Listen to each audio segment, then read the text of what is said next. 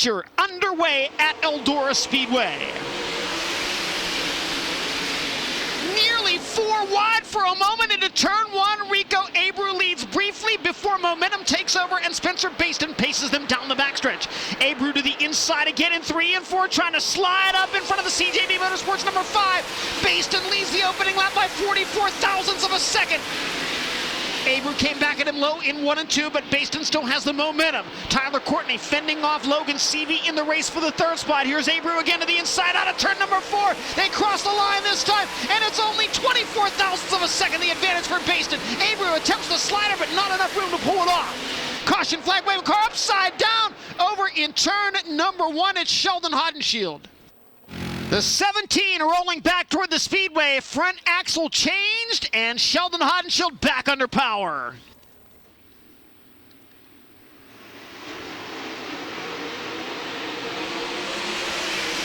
Back to the green flag. 3 wide for the lead in turn number 2. Baston maintains the top spot, but they were 3 wide. Tyler Courtney tries to make the extreme low line work as he comes after Rico Abreu for 2nd. Logan Seavey charging toward the 49 of Brad Sweet in a race for 4th.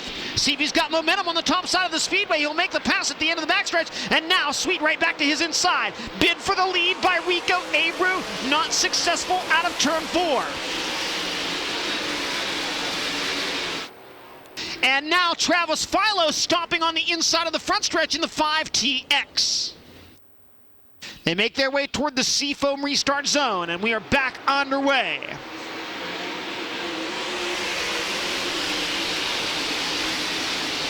Logan Schuchart with a big move on the restart to climb into the top 5. Came from 8th to 5th, and now the bid for the lead for Rico Abreu. Slider out of turn number 4. Rico Abreu leads lap number 7. Baston right back to his inside. Abreu comes back underneath him out of turn 2. Fantastic action out in front of this one. Spencer Baston and Rico Abreu battling for the lead, and Brad Sweet closing on both of them. The big cat working well down low on the speedway.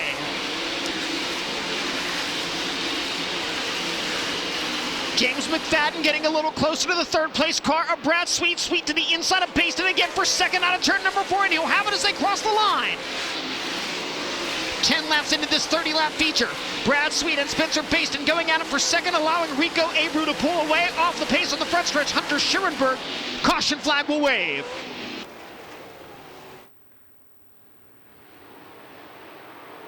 Green flag again. Donnie Schatz, the big mover on this restart, up to 5th, now to the inside of Spencer Baston for 4th. 3 wide for 2nd out of turn 2. McFadden, Sweet, and Schatz. Rico Abreu leading it. J-Mac now to the 2nd spot. Schatz nearly gets into the back of Brad Sweet entering turn 1. They both went for the inside of the speedway. Schatz now around the outside of the 49. Can't quite make it work into turn 3. Carson Macedo working well down low. Macedo up to challenge Spencer Baston for 5th. Schatz gets by Sweet for 3rd. Macedo to the inside of Baston. Schatz to the inside of McFadden. Out of turn 4, side by side for 2nd. Schatz slides up the banking. McFadden tries to come underneath him, but Donnie Schatz is now 2nd. From 12th to 2nd and gaining on leader Rico Abreu. Halfway this time by. 15 down and 15 to go. This time by 10 laps to go. Rico Abreu, oh, trouble right in front of the leader. Sheldon Hodenshield sideways. Rico Abreu narrowly avoiding disaster. And watch as Rico Abreu goes to the inside of the slower car of Landon Myers, and Sheldon Hodenshield is sideways right in front of him. How did Abreu, number 1, avoid Hodenshield, and number 2, avoid Landon Myers? We go green again. Donnie Schatz trapped up on the high side of the speedway, and he'll fall back to 3rd as Brad Sweet takes 2nd.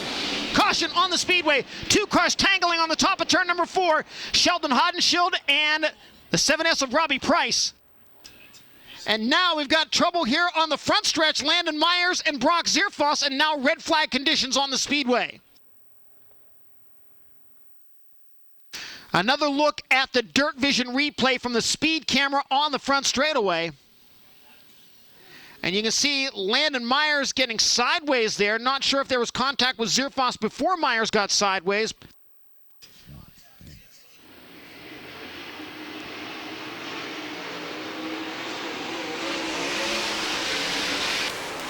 Back to green. Donnie Schatz a peek to the inside of Abreu. Can't make the move for the lead. He'll keep pace with the 24 down the back straightaway. McFadden with another run on Schatz. They nearly get together, racing for the low side in 3 and 4. McFadden to the inside of Schatz now as traffic fully in play. 27 laps down. Abreu trying to get by the 21H of Brady Bacon. Abreu with a move to try to split Bacon, another car. McFadden has taken second from Donnie Schatz. 2 to go. J-Mac second down the back straightaway. Rico Abreu racing toward the white flag. J-Mac making the top side work as they come to the 1 to go. Can McFadden pull off a miracle in the final circuit? Abreu and McFadden both ride the top in 1 and 2. Rico Abreu out in front, down the back straightaway. Takes the low side of the speedway on entry to corner number 3. McFadden trying one last desperate move, but Rico Abreu will win at Eldora. James McFadden second, Donnie Schatz in third, Brad Sweet fourth, and Carson Macedo fifth. Congratulations from crew chief Ricky Warner as he climbs up top. Full wing dance for your Before the Crown Showdown winner, Rico Abreu.